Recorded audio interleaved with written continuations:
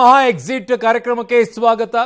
ಮಹಾರಾಷ್ಟ್ರ ಮತ್ತು ಜಾರ್ಖಂಡ್ನ ಎಕ್ಸಿಟ್ ಪೋಲ್ಗಳನ್ನು ನೋಡ್ತಾ ಇದ್ವಿ. ಅದರ ಜೊತೆಗೆ ಕರ್ನಾಟಕದ 3 ಉಪಚುನಾವಣೆಗಳ ಎಕ್ಸಿಟ್ ಪೋಲ್ ಅನ್ನು ಕೂಡ ನೋಡ್ತಾ ಇದ್ವಿ. ಶಿಗ್ಗಾವಿ ಮತ್ತು ಸಂಡೂರು ಮತ್ತು ಚನ್ನಪಟ್ಟಣ JDS ಅಂತಿದ್ದಾರೆ, ಇನ್ನೊಂದು ಕಡೆಗೆ ಶಿಗ್ಗಾವಿ NDA ಅಂತಿದ್ದಾರೆ. ಯಾರ್ಯಾರು ಯಾವ್ಯಾವ ಸ್ಥಾನಗಳನ್ನು ಇಟ್ಕೊಂಡಿದ್ರು ಆ ಸ್ಥಾನಗಳನ್ನು ಅವರೇ ಇಟ್ಕೊಳ್ತಾರೆ ಅಂತ. ಪಿ ಮಾರ್ಕ್ ಸರ್ವೆಯಲ್ಲಿ NDA 2, ಕಾಂಗ್ರೆಸ್ 1ರಲ್ಲಿ ಮುನ್ನಡೆ ಅಂತಿದ್ದಾರೆ. ಚನ್ನಪಟ್ಟಣ ಶಿಗ್ಗಾವಿಯಲ್ಲಿ NDA ಮೈತ್ರಿಕೂಟ ಮುನ್ನಡೆ. ಸಂಡೂರು ಕ್ಷೇತ್ರದಲ್ಲಿ ಕಾಂಗ್ರೆಸ್ಗೆ ಮುನ್ನಡೆಯನ್ನ ಕೊಟ್ಟಿದೆ ಪ್ರಿಮಾರ್ಕ್. ಮುಂಚೆ ಇದ್ದಿದ್ದು ಸಂಡೂರು ಕ್ಷೇತ್ರ ಕಾಂಗ್ರೆಸ್ ಕಡೆಗೆ, ಶಿಗ್ಗಾವಿ ಇದ್ದಿದ್ದು ಬಿಜೆಪಿ ಕಡೆಗೆ, ಚನ್ನಪಟ್ಟಣ ಇದ್ದಿದ್ದು JDS ಕಡೆಗೆ. ಅವರವರ ಕ್ಷೇತ್ರವನ್ನ ಅವರವರು ಉಳಿಸ್ಕೊಳ್ತಾ ಇದ್ದಾರೆ ಅಷ್ಟೇ ಈಗ ಎಕ್ಸಿಟ್ ಪೋಲ್ ನಲ್ಲಿ ಕಾಣಿಸಿಕೊಳ್ತಾ ಇರೋದು. ಬಟ್ ಅದರಲ್ಲಿ ಬಹಳ ಮುಖ್ಯವಾಗಿರುವಂತದ್ದು ಚನ್ನಪಟ್ಟಣದ ಲೆಕ್ಕಾಚಾರಗಳು ಹೇಗೆ, ಎಕ್ಸಿಟ್ ಪೋಲ್ ರೀತಿಯಲ್ಲಾಗತ್ತಾ, ತಲೆ ಕೆಳಗಾಗತ್ತಾ, ಯೋಗೇಶ್ವರ್ ಅವರು ಕೊಟ್ಟಂತ ಆ ಸ್ಟೇಟ್ಮೆಂಟು ಅದು ರಿವರ್ಸ್ ಆಗತ್ತಾ, ಬಹಳ ವಿಚಿತ್ರವಾಗಿದೆ. ಸೊ ಎಲ್ಲವನ್ನ ವಿಚಾರಗಳನ್ನ ಚರ್ಚೆ ಮಾಡೋಣ ಈಗ ಸದ್ಯಕ್ಕೆ ಕರ್ನಾಟಕದ ವಿಚಾರದಲ್ಲಿ. ಸೊ ಮಹಾ ಎಕ್ಸಿಟ್ ನಲ್ಲಿ ಕರ್ನಾಟಕದ ವಿಚಾರವೂ ಕೂಡ ನಿಮ್ಮ ಮುಂದೆ ಇಡ್ತಾ ಇದ್ವಿ. ಎಕ್ಸಿಟ್ ಪೋಲ್ ನ ಲೆಕ್ಕಾಚಾರಗಳನ್ನ ಚನ್ನಪಟ್ಟಣ ಮತ್ತು ಶಿಗ್ಗಾವಿ ಮತ್ತೆ ಸಂಡೂರಿನ ವಿಚಾರ. ಎಸ್ ಮೇಡಮ್, ನಿಮ್ಮನ್ನು ನಿಲ್ಲಿಸಿದ್ದೀರಾ? ಚನ್ನಪಟ್ಟಣದ ವಿಚಾರದಿಂದ ಶುರು ಮಾಡ್ತೀನಿ ನಾನು. ಚನ್ನಪಟ್ಟಣದಲ್ಲಿ ಯೋಗೇಶ್ವರ್ ಕೊನೆ ಮೂಮೆಂಟ್ ಅಲ್ಲಿ ಬಂದ್ರು ಕೂಡ ನಮ್ಮ DK ಸುರೇಶ್ ಸೋತಿದ್ದಾರೆ ಎನ್ನುವ ಅನುಕಂಪ ಅತಿ ಹೆಚ್ಚಿದ್ದಂಥ ಸಂದರ್ಭದಲ್ಲಿ ಸುರೇಶ್ ಅವರೇ ಕ್ಯಾಂಡಿಡೇಟ್ ಆಗಬೇಕು ಅನ್ನೋದು ಇಡೀ ನಮ್ಮ ಕಾಂಗ್ರೆಸ್ ಕಾರ್ಯಕರ್ತರ ಅಭಿಪ್ರಾಯವಾಗಿತ್ತು. ಮಹಿಳಾ ಕ್ಯಾಂಡಿಡೇಟ್ ಏನಾದ್ರು ಹಾಕಿದ್ರೆ ತೇಜಸ್ವಿನಿ ಮೇಡಮ್ನ ಹಾಕಬೇಕು, ಫಾರ್ಮರ್ MP ಇದ್ದಾರೆ ಅನ್ನೋದಾಗಿತ್ತು. ರಘುನಂದನ್ ರಾಮಣ್ಣ ಅಲ್ಲಿ ಲೋಕಲ್ ಅಲ್ಲಿ ಇದ್ದು ಜನಸಾಮಾನ್ಯರಿಗೆ ತುಂಬಾ ಮಾಡಿ ಕಳೆದ ಲೋಕಸಭಾ ಚುನಾವಣೆಯಲ್ಲಿ ತುಂಬಾ ಒಳ್ಳೆ ಕೆಲಸ ಮಾಡಿದಂತಹ ಜನಪ್ರಿಯ ನಾಯಕರು ಅವರು ಆಗಿದ್ರು. ಇದ್ರ ನಡುವೆ ಕೂಡ ಪಕ್ಷದ ಹಿತದೃಷ್ಟಿಯಿಂದ ಯೋಗೇಶ್ವರ್ ಅಂತ ತೀರ್ಮಾನವನ್ನು ಕೊನೆ ಗಳಿಗೆನಲ್ಲಿ ತಗೊಂಡಿದ್ದು. ಪೊಲಿಟಿಕಲ್ ಆಗಿ ನಾವು ಫೇರ್ ಆಗಿ ಡಿಸ್ಕಷನ್ ಮಾಡಬೇಕು. KPCC ಅಧ್ಯಕ್ಷರಾಗಿ ಅವರೇ ಬಿ ಫಾರಂ ಕೊಡೋದು, ಅವ್ರ ನಿರ್ಧಾರಕ್ಕೆ CM ಬಿಟ್ರು, ಅವ್ರ ನಿರ್ಧಾರಕ್ಕೆ ಹೈಕಮಾಂಡ್, ನಾವೆಲ್ಲರೂ ಕೂಡ ಅವ್ರ ನಿರ್ಧಾರಕ್ಕೆ ಬಿಟ್ವಿ. ಒಂದ್ ನಿಮಿಷ ಅಸ್ಮಿತೆಯ ಪ್ರಶ್ನೆ, ಸತ್ಯ ಮಾತಾಡಬೇಕು. ದೇವೇಗೌಡಜಿ ಅವರದು ಅನೇಕ ದಶಕಗಳ ಹೋರಾಟ ಹೇಗಿದೆಯೋ, DK ಶಿವಕುಮಾರ್ ಅವರು ದೇವೇಗೌಡಜಿ ಅವರ ಎದುರುಗಡೆ ನೇರ ರಾಜಕಾರಣ ಮಾಡಿದ್ದಾರೆ, ಅವರ ಮಕ್ಕಳ ಎದುರುಗಡೆ ನೇರ ರಾಜಕಾರಣ ಮಾಡಿದ್ದಾರೆ, 8 ಸಾರಿ MLA ಆಗಿದ್ದಾರೆ, ದೊಡ್ಡ ಕುಟುಂಬದಿಂದ ಬಂದಂತವರಲ್ಲ. ಈಸ್ ನಾಟ್ ಪರ್ಫೆಕ್ಟ್ ಆಗಕ್ಕೆ ಇಷ್ಟನೂ ಪಡಲ್ಲ. ಒಬ್ಬ ಆರ್ಡಿನರಿ ಕುಟುಂಬದಿಂದ ಬಂದು ಗುಡ್ ಬ್ಯಾಡ್ ಅಗ್ಲಿ ಎಲ್ಲ ಇಟ್ಕೊಂಡೆ ರಾಜಕಾರಣ ಮಾಡಿದ್ದಾರೆ. ಆದ್ರೆ ಗೆಲುವಿನತ್ತ ಕಾಂಗ್ರೆಸ್ ಪಕ್ಷವನ್ನ ತಗೊಂಡೋಗ್ಬೇಕಾದ್ರೆ ಅವರ ಕೊಡುಗೆ ಕೂಡ ಇದೆ. ಇವತ್ತು ಹೈಕಮಾಂಡ್ ಸಿದ್ದರಾಮಣ್ಣ ಅವರಿಗೆ ನಾಯಕತ್ವ ಕೊಟ್ಟಿದೆ. ಸಿದ್ದರಾಮಣ್ಣ ಕೂಡ ಒಕ್ಕಲಿಗರಲ್ಲಿ ಆಸ್ಮಿತೆ ಯಾರು, ಒಕ್ಕಲಿಗರ ನಾಯಕರು ಯಾರು ಅಂದ್ರೆ DK ಶಿವಕುಮಾರ್ ನಂಬರ್ 1 ಜಾಗದಲ್ಲಿ ಇವತ್ತು ಕಾಂಗ್ರೆಸ್ ನಲ್ಲಿ ನಿಲ್ತಾರೆ. ಹಳೆ ಮೈಸೂರು ಭಾಗದಲ್ಲಿ ಒಂದ್ ನಿಮಿಷ ಯೋಗೇಶ್ವರ್ ಅವರ ಇಡೀ ಜರ್ನಿಯಲ್ಲಿ ನಾವೆಲ್ಲ ಜೊತೆಲಿ ಬಂದಿದ್ದೀವಿ. ಯೋಗೇಶ್ವರ್ ಕೂಡ ಯೋಗೇಶ್ವರು ST ಸೋಮಶೇಖರ್, DK ಶಿವಕುಮಾರ್ ನಾವೆಲ್ಲ ಜೊತೆಯಲ್ಲೇ ಬಂದಿರ್ತಕ್ಕಂಥವ್ರು. ನನ್ನದೇ ಹೇಳಿದ್ದು, ನಾವ್ಯಾರು ದೊಡ್ಡ ಕುಟುಂಬದಿಂದ ಬಂದಂತವ್ರಲ್ಲ. ಕೆಲಸ ಮಾಡ್ತಕ್ಕಂಥವ್ರು ಅನೇಕ ತಪ್ಪುಗಳನ್ನು ಮಾಡೋದು ಸಹಜ. ಆದ್ರೆ ಇವತ್ತು ಈ ಚುನಾವಣೆಯಲ್ಲಿ ನಮಗೆ ಒಂದು ಗೆಲುವು ಬಹಳ ಮುಖ್ಯ ಆಗಿದೆ. ನಿಖಿಲ್ ಬಗ್ಗೆ ನಮ್ಗೇನಿಲ್ಲ, ಈಸ್ ಅನ್ ಯಂಗ್ಸ್ಟರ್. ಇವತ್ತು ಕುಮಾರಸ್ವಾಮಿ ಅವರಿಗೆ ಮೋದಿಯವರ ಆಶೀರ್ವಾದ, ತಮ್ಮ ಮಂತ್ರಿಗಿರಿಯ ಆಶೀರ್ವಾದ, ನೀವು ಅಧಿಕಾರಕ್ಕೋಸ್ಕರ ಎಲ್ಲ ನಂಬಿದವ್ರನ್ನೆಲ್ಲ ಬಿಟ್ಟು ಹೋದ್ರಿ. ಪಾರ್ಟಿಯಲ್ಲಿ ಇವತ್ತು ಆ ಭಾಗದಲ್ಲೂ ನಿಮ್ಮ ಹಿಡಿತ ಇಲ್ಲ ಅನ್ನೋದಕ್ಕೆ ಅನೇಕ ಸೋಲು ಗೆಲುವುಗಳು ನಿಮ್ಮ ಎದುರುಗಡೆ ಇದೆ. ಅದನ್ನ ಮಾತಾಡಲ್ಲ. ತಂದೆಯವರ ಕೃಪಾ ಕಟಾಕ್ಷ ಈ ತರ ಎಮೋಷನಲೈಸ್ ಮಾಡ್ತಕ್ಕಂಥದ್ದು.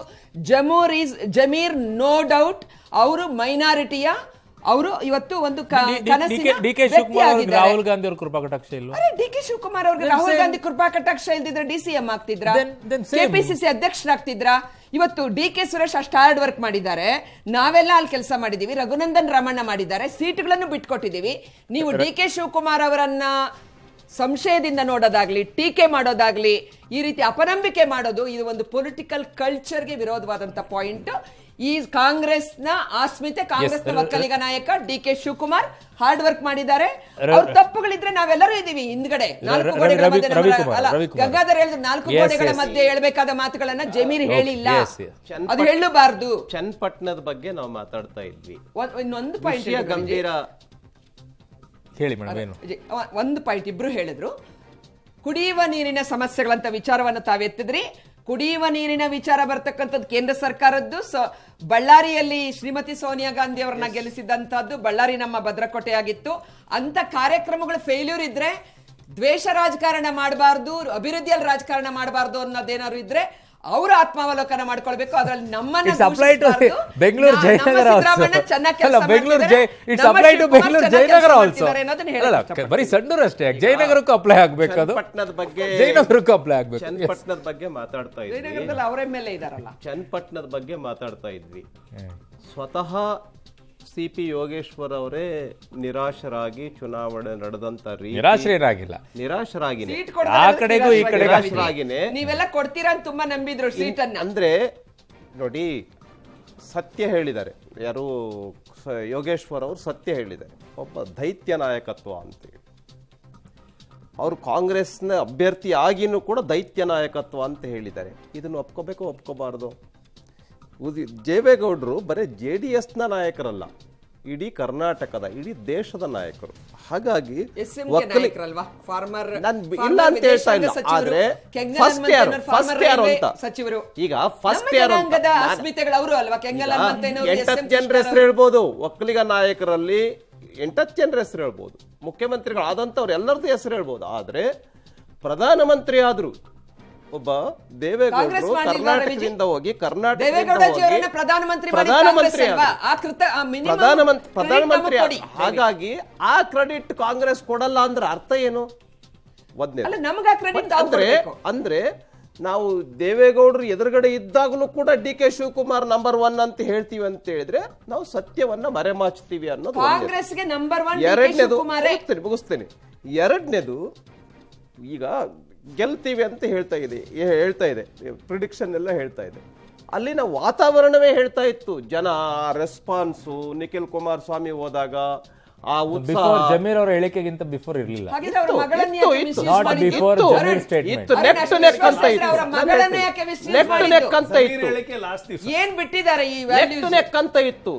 ಆದ್ರೆ ಪರವಾಗಿ ವಾಲ್ತಾ ಇದ್ದಿದ್ದನ್ನ ನಾನೇ ಕಣ್ಣಾರೆ ನೋಡಿದೆ.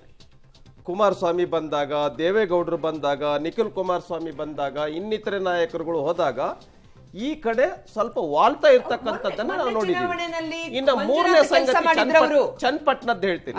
ಚನ್ನಪಟ್ಟಣದಲ್ಲೂ ಕೂಡ ಈಗ ಉದಾಹರಣೆಗೆ ನಾವು ಏನು ಎಂಥದ್ದು ನೇಗಿಲ ಇದು ನೀರು ಕೆರೆಗೆ 117 ಕೆರೆಗಳಿಗೆ ನೀರನ್ನು ತುಂಬಿಸಿದ್ವಿ.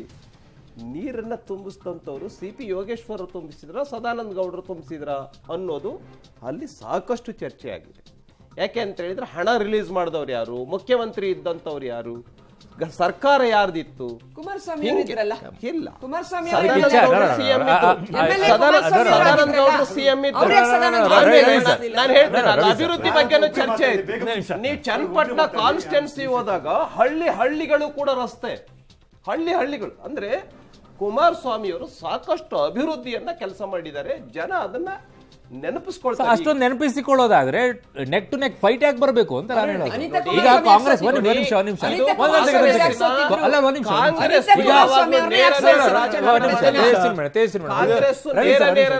ಮಾಡೋದಿಲ್ಲ. ಅಲ್ಲ, ಅಭಿವೃದ್ಧಿ ಮಾಡಿದ್ದಾರೆ ಕುಮಾರಸ್ವಾಮಿ ಅನ್ನೋದಾದ್ರೆ ನೇರ ಫೈಟ್ ಬೇಕಾಗಿರ್ಲಿಲ್ಲ. ಕಾಂಗ್ರೆಸ್ ಗ್ಯಾರಂಟಿಗಳನ್ನ ಕೊಟ್ಟಿದೆ, ಮಹಿಳೆಯರು ನಮ್ಮ ಜೊತೆಗೆ ನಿಂತ್ಕೊಂಡಿದ್ದಾರೆ ಅನ್ನೋದು ನೇರ ಫೈಟ್ ಬೇಕಾಗಿಲ್ಲ, ಒಂದ್ ಸೈಡ್ ಆಗ್ಬೇಕಾಗಿತ್ತು. ಯಾಕಿಂತ ಫೈಟ್ ಆಗುತ್ತೆ ಶಂಕರ್ ಶೆಟ್ಟಿ ಸರ್? ಈಗ ಅದಕ್ಕೆ ಗೆಲ್ತಾ ಇರೋದು. ಖಾಲಿ ಅಭಿವೃದ್ಧಿ ಮಾತ್ರ ಓನ್ಲಿ ಫ್ಯಾಕ್ಟರ್ ಅಲ್ಲ ಈ ಚುನಾವಣೆಯಲ್ಲಿ. ಅರ್ಥ ಆಯ್ತು ನಿಮ್ಗೆ? 106 ಫ್ಯಾಕ್ಟರ್, ಕಾಸ್ಟ್, ಮನಿ ಪವರ್ ಬಹುಶಃ ಇಲ್ಲಿ ಕೇಳ್ತೇನೆ, ಮನಿ ಪವರ್ ಬಗ್ಗೆ ಹೇಳ್ತೇನೆ. ಬಹುಶಃ ಕರ್ನಾಟಕದ ಇತಿಹಾಸದಲ್ಲೇ ಚನ್ನಪಟ್ಟಣ ಬೈ ಎಲೆಕ್ಷನ್ ಒಂದು ಕಾನ್ಸ್ಟಿಟ್ಯೂನ್ಸಿಗೆ ಮನಿ ಪವರ್ ಹಣ ಖರ್ಚಾದಷ್ಟು ಯಾವ ಕಾನ್ಸ್ಟಿಟ್ಯೂನ್ಸಿಯಲ್ಲಿ ಇದುವರೆಗೆ ಕರ್ನಾಟಕದಲ್ಲಿ ನಡೆದಿಲ್ಲ. ಖಂಡಿತವಾಗಿ ಹೇಳ್ತೇನೆ, ಎಲ್ರಿಗೂ ಗೊತ್ತು. ಒಂದೊಂದು ಇಲೆಕ್ಷನ್ಗೆ ಅವರೇಜಿಗೆ 5000 ಖರ್ಚಾಗಿದೆ ಅಂತ ಹೇಳ್ತಾರೆ. ಇದೆಲ್ಲ ಗೊತ್ತಾ? ಕ್ಷೇತ್ರದವರೇ, ಬೇರೆಯವರಲ್ಲ, ಇವರಲ್ಲ. ಎರಡೂ ಪಕ್ಷದವರು ಕೊಟ್ಟಿದ್ದಾರೆ. ಇಲ್ಲಿ ಕೇಳಿ, ನಿಮ್ಮ ಪಾರ್ಟಿದು ಸೀಸ್ ಮಾಡಬಹುದು, ಇಂಡಿವಿಜುವಲ್ ಹತ್ರ ದುಡ್ಡು ಉಂಟು, ಆಯ್ತಲ್ಲ?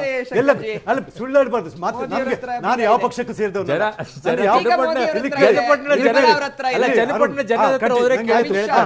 ಚನ್ನಪಟ್ಟಣ. ಈಗ ಮತ್ತೊಂದು ಈ ವಿಷಯ ಎಲೆಕ್ಷನ್ ಕುತೂಹಲ ಏನು ಗೊತ್ತಾ? ದೇಶದಲ್ಲಿ ಪ್ರಥಮ ಬಾರಿಗೆ ಎಲ್ಲರೂ ಗಂಡು ಹೆಂಡತಿ, ಅಣ್ಣ ತಮ್ಮ, ಅಪ್ಪ ಮಗ ಎಲ್ಲ ಅಸೆಂಬ್ಲಿ ಹೋದ್ರು. ಈ ಚುನಾವಣೆ ಫಲಿತಾಂಶದಲ್ಲಿ ಆದರೆ ಕರ್ನಾಟಕದಲ್ಲಿ ಅಜ್ಜ ಮಗ ಮೊಮ್ಮಗ 3 ಜನ ಹೋಗ್ತಾ ಇದ್ದಾರೆ, ಗೊತ್ತಾಯ್ತಲ್ಲ? 2 ಫ್ಯಾಮಿಲಿಯಿಂದ, ದೇವೇಗೌಡರು, ಕುಮಾರಸ್ವಾಮಿ, ಮಗ ನಿಖಿಲ್. ಎಲ್ಲಿ ಅದಕ್ಕೆ ಅಸೆಂಬ್ಲಿಗೆ ಎಲ್ಲಿ ನೀವು ಇದ್ದವ್ರೆ ಅಜ್ಜ ಮಗ ಮೊಮ್ಮಗ ಹೋಗಿಲ್ಲ, ಫಸ್ಟ್ ಟೈಮ್ ಹೋಗ್ತಾ ಇದ್ದಾರೆ. ಸಪೋಸ್ ಅಗೇ ನೀವು ಶಿಗ್ಗಾವಿಯಲ್ಲಿ ಕರೆಕ್ಟ್ ಆದರೆ ನಿಮ್ಮ SR ಬೊಮ್ಮಾಯಿ, ಈ ಬೊಮ್ಮಾಯಿ, ನಮ್ಮ ಬಸವರಾಜ ಬೊಮ್ಮಾಯಿ, ನಮ್ಮ ಭರತ್ ಬೊಮ್ಮಾಯಿ, 3 ಜನ. ಇದು ದೇಶದ ಇತಿಹಾಸದಲ್ಲಿ ಒಂದು ಬೇರೆ ರಾಜ್ಯಗಳುಂಟು, ತಮಿಳುನಾಡಲ್ಲಿ ಉಂಟು. ತಮಿಳುನಾಡು, ಒಂದು ನಿಮಿಷ, ಸುರೇಶ್ ಹೋಗಿಲ್ವಾ? ಅಣ್ಣ ತಮ್ಮಂದ್ರು ಹೋಗಿದ್ದಾರೆ, ಅಜ್ಜ ಮಗ ಮೊಮ್ಮಗ. ಹಂಗೋಗಿಲ್ಲ. ನೀವು ಕರೆಕ್ಟ್ ಕೇಳ್ಕೊಳ್ಳಿ ರವಿಕುಮಾರ್. ಕಾಂಗ್ರೆಸ್ಸಿನ ನೆಹರು ಕಾಲದಿಂದ ಅದೇ ಬರ್ತೇನೆ, ಅಲ್ಲಿಗೂ ಬರ್ತೇನೆ. ಅಲ್ಲ ಅಲ್ಲ ಅಲ್ಲ ಅಲ್ಲಿ ಅಲ್ಲಿಗೂ ಅಲ್ಲಿಗೂ ನೆಹರುವಿಂದ ಹಿಡ್ಕೊಂಡು ರಾಹುಲ್ ಗಾಂಧಿ ಅವರಿಗೆ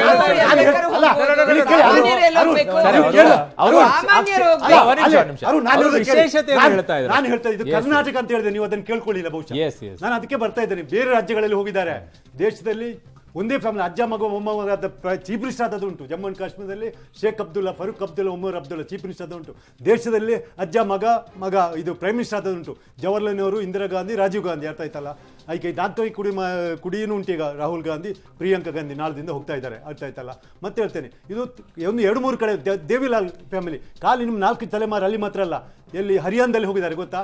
ಯಾರು? ದೇವಿಲಾಲ್, ಚೌಟಾಲ, ಅಜಯ್ ಮತ್ತೆ ಮೊನ್ನೆ ದುಷ್ಯಂತ್ ಚೌಟಾಲ ಅಂತ 4. ನಾನು ಹೇಳಿದ್ದು ಕರ್ನಾಟಕದಲ್ಲಿ ಫಸ್ಟ್ ಟೈಮ್ ಅಜ್ಜ ಮೊಮ್ಮಗ 2 ಫ್ಯಾಮಿಲಿ ಏನೇನು ವರ್ಕ್ ಆಯ್ತು ಸರ್? ಮನಿ ಪವರ್, ಜಾತಿ ಮತ್ತೆ ಚನ್ನಪಟ್ಟಣದಲ್ಲಿ ಎಲ್ಲವೂ ಜಾತಿ. ಇಲ್ಲಿ ಕೇಳಿ, ನಾನೀಗ ಯಾವ ಪಕ್ಷಕ್ಕೆ ಸೇರಿದಲ್ಲ. ಫ್ಯಾಕ್ಸ್ ಫಿಗರ್ ಒಪ್ಕೊಳ್ಳೇಬೇಕು, ಇದನ್ನು ಸುಳ್ಳಲ್ಲ. ಯಾವ ಪವರ್ ಯೂಸ್ ಆಯ್ತು? ಇದು ಪವರ್ ಹಣ ಪವರ್ ಇದೆ, ಜಾತಿ ಬೆಂಬಲನೂ ನಡೆದಿದೆ, ಹತ್ತದಲ್ಲ ಇಂಡಿವಿಜುವಲ್. ಈಗ ಇವ್ರ ಹತ್ರ ಹೇಳ್ತಾರೆ ಯೋಗೇಶ್ವರ್ ತನ್ನದೇ ಆದ ವೋಟ್ ಬ್ಯಾಂಕ್ ಅಲ್ಲಿ ಅವರು ಅಲ್ಲಿದ್ದೇನೆ. ಅವ್ರು ಬಿಜೆಪಿ ಕ್ಯಾಂಡಿಡೇಟ್ ಇದೆ, ಬಿಜೆಪಿ ಅಂತ ಅವನು ಬೇಸ್ ಇರಲಿಲ್ಲ. ಕಾಂಗ್ರೆಸ್ ಅಷ್ಟು ಅಲ್ಲಿ ಬೇಸ್ ಇದ್ದದೇ ಪಾರ್ಟಿ ವೈಸ್ ನೋಡಿದ್ರೆ JDS ಗೆ. ಅವರು ಬೇಸ ಇಲ್ಲ ಅಂತ ಆಯ್ತು. ಸ್ವಲ್ಪ ಬಿಜೆಪಿ ಅವ್ರು ಹೇಳ್ತಾ ಇದ್ರಲ್ಲ, ಅದು ಅದೇ ಬಿಜೆಪಿ ಓಟ್ ಇಲ್ಲಿ ಕಮ್ಮಿ ಇತ್ತು, ಕಾಂಗ್ರೆಸ್ ಓಟ್ ಕಮ್ಮಿ ಅಲ್ಲ. ರವಿ ಸರ್ ಒಂದು ಸೆಕೆಂಡ್, ಅವರು ಕಂಪ್ಲೀಟ್ ಮಾಡಕ್ ಕೊಡ್ತಾ ಇಲ್ಲ. ಯೋಗೇಶ್ವರ್ ಸಮಾಜವಾದಿ ಪಾರ್ಟಿಯಲ್ಲಿ ಹೋಗಿ ನಿಂತಿದ್ದಾರೆ, ಸಮಾಜವಾದಿ ಪಾರ್ಟಿಯಲ್ಲಿ ಹೋಗಿ ಗೆದ್ದಿದ್ದಾರೆ. ಅರ್ಥ ಆಯ್ತು ನಿಮ್ಗೆ? ಅದಕ್ಕೆ ಬೇಕಾ he got is own vote bank. ಅದು ಬೇರೆ ಬಹುಶಃ ಬೇರೆ ಕ್ಷೇತ್ರದಲ್ಲಿ ಅದು SPO ಕ್ಯಾಂಡಿಡೇಟ್ ಆಗಿ ಹೋಗಿ ಗೆಲ್ತಾರೆ ಅಂತ ಹೇಳಿದ್ರೆ he has got is own vote bank ಅಲ್ಲ. ಆ ವೋಟ್ ಬ್ಯಾಂಕ್ ಇರುವುದರಿಂದಲೇ DK ಅವರು ಕರ್ಕೊಂಡು ಬಂದ್ರು. ಒಂದು ವಿರಾಮ ತಗೊಳ್ತೀನಿ, ವಾಪಸ್ ಬರ್ತೀನಿ. ವಾಪಸ್ ಬಂದ ನಂತರ ಚನ್ನಪಟ್ಟಣದ ವಿಚಾರದಲ್ಲಿ ಜೊತೆಗೆ ಮಹಾರಾಷ್ಟ್ರ ಮತ್ತು ಜಾರ್ಖಂಡ್ನ ವಿಚಾರದಲ್ಲಿ ಯಾರು ಸೋತ್ರೆ ಯಾರ ಮೀಸೆ ಮಣ್ಣಾಗುತ್ತೆ? ಚನ್ನಪಟ್ಟಣದ ವಿಚಾರದಲ್ಲಿ ಯಾರ ಪ್ರತಿಷ್ಠೆ ಈಗ ಕೆಳಗೆ ಬೀಳುತ್ತೆ? ಅಭ್ಯರ್ಥಿಗಳದ್ದು ಇಲ್ಲ ಅಖಾಡದಲ್ಲಿ ಅವ್ರನ್ನ ಇಳಿಸಿದಂಥವ್ರದ್ದು? ಹೆಂಗೆ ನೋಡ್ಬೇಕು ಇದನ್ನು?